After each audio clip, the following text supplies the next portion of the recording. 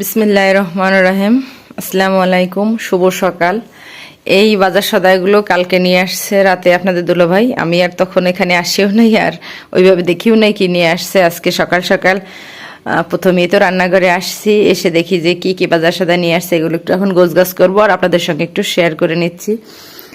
মিষ্টি আলু নিয়ে আসছে। আমি এর আগে একদিন বলছিলাম যে এখন বাজারে মিষ্টি আলুর কি সময়, মিষ্টি আলু ওঠে নাই।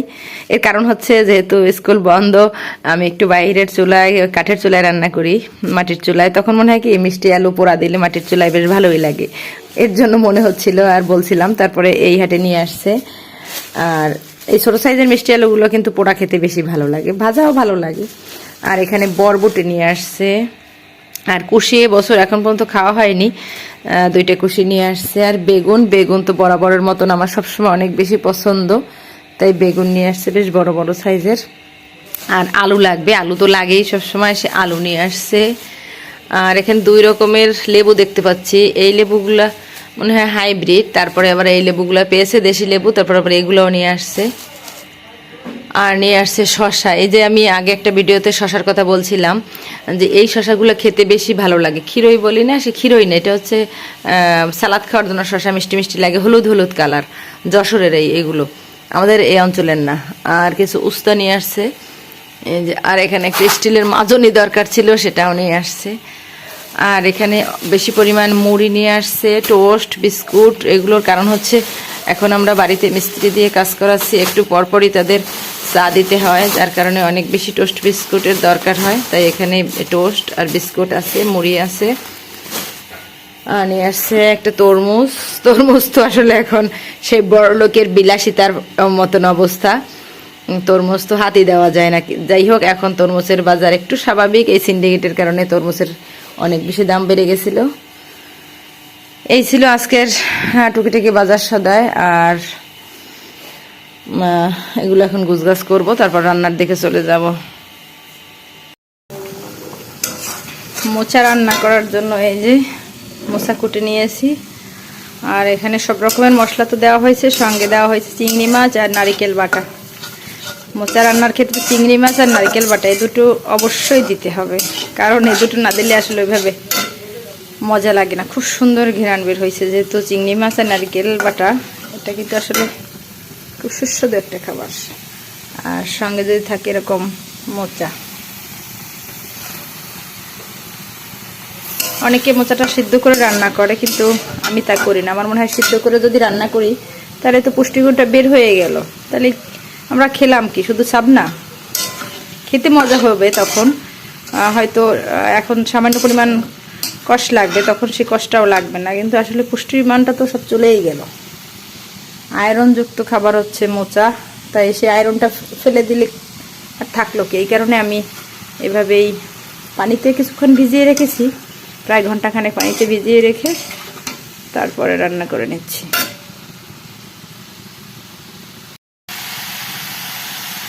মোচা রান্না প্রায় শেষ। এত সুন্দর ঘেরান বের হয়েছে, এর কারণ হচ্ছে চিংড়ি মাছ আর নারিকেল, যেটা প্রথম বলছিলাম। অন্যান্য মশলা তো পরিমাণ মতো দেওয়া হয়েছে, সেটা তো অবশ্যই লাগবে, কিন্তু চিংড়ি মাছ আর নারিকেল দিয়ে যাই রান্না করা হোক না কেন অনেক বেশি টেস্টি হয়।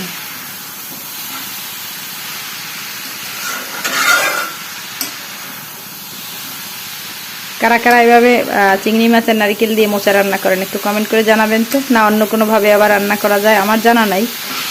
আমি যেটা জানি যে চিংড়ি মাছ আর নারিকেল দিয়ে এভাবে মোচা রান্না করতে হয়।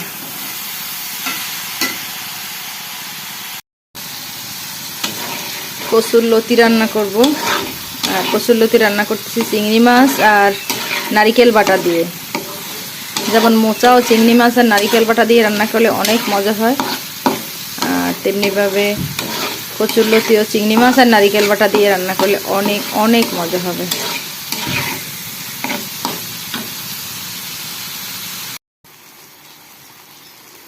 কচুর লতি রান্না প্রায় শেষ। এখন গ্যাসের চুলার জাল কমিয়ে দিয়েছি, আর চারিদিক দিয়ে তেল তেল বেরিয়ে আসছে। আর এই মুহূর্তে এত সুন্দর একটা ঘেরান বের হয়েছে, যেটা সেই চিংড়ি মাছ ভাজা, নারিকেল ভাজা, সেরকম একটা ফ্লেভার।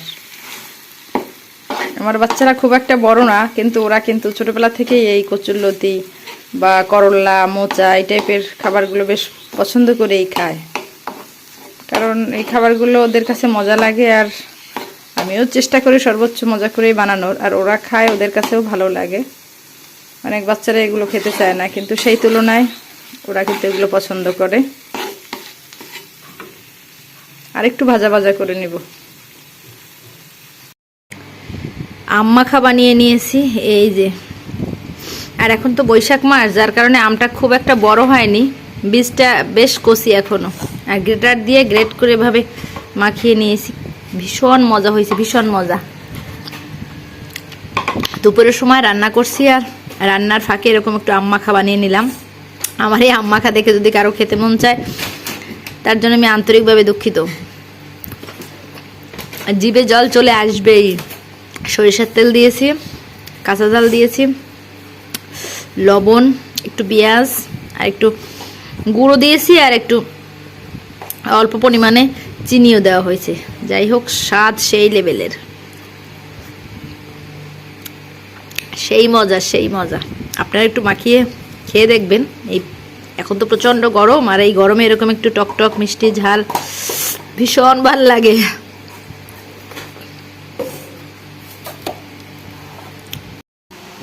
মহামূল্যবান ফল, বড় লোকের ফল, দামি ফল, যাই বলি না কেন কম বলা হবে।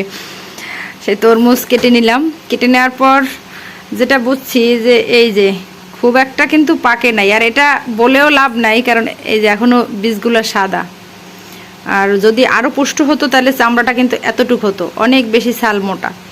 আর গায়ের রঙটা মোটামুটি লাল, খেয়ে দেখা যাবে কি অবস্থা। কারণ পাকার তো সময় দেয় না, তার আগেই এরা তুলে ফেলে, খেতে আর বেশি দিন রাখে না। একটু মোটামুটি পাকার মতন হলেই কেটে ফেলে। যাই হোক, কেটে দেখি কি অবস্থা।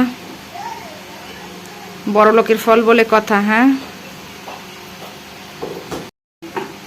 কেটে নিলাম। এবার খেয়ে বলবো যে স্বাদ কেমন। বিসমিল্লাহ।